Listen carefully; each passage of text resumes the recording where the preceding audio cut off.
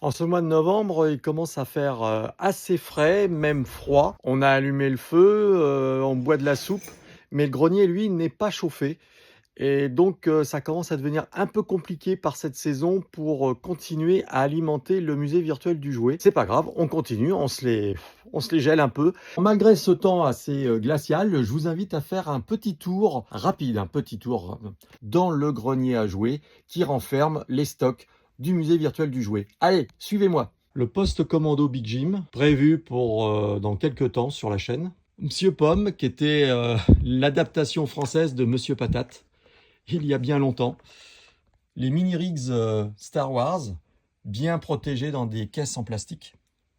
Un peu de mégot avec le Superman et le Batman que j'ai présenté sur la chaîne il y a déjà pas mal d'années. C'est pas évident de passer entre les cartons et les étagères parfois pour pouvoir aller rejoindre d'autres éléments de rangement.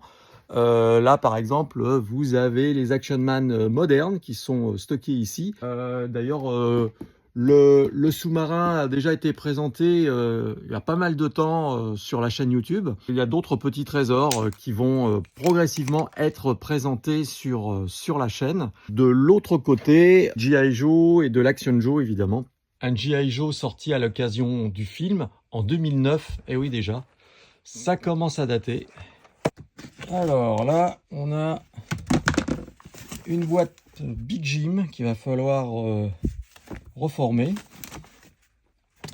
Et on a un petit peu en vrac plein d'objets et d'accessoires Big Jim qu'il va falloir réunir pour pouvoir de nouveau faire des présentations sur la chaîne YouTube.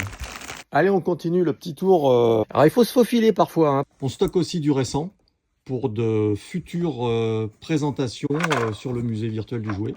Un casque de pilote rebelle de chez Rubies qui date d'il y a plus de 25 ans.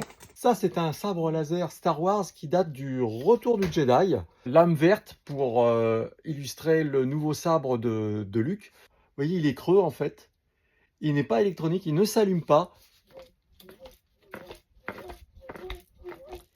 C'est juste pour faire du bruit avec le vent qui rentre à l'intérieur pour reproduire l'effet du bruit du sabre laser. Eh oui, dans les années 80, on n'avait pas beaucoup de piles, mais on avait des idées.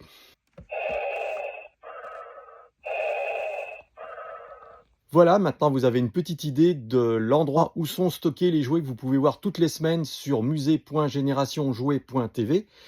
Je vous invite à vous abonner si ce n'est pas déjà fait. Bon, faut que je vous laisse parce que maintenant, j'ai encore des vidéos à tourner. À bientôt!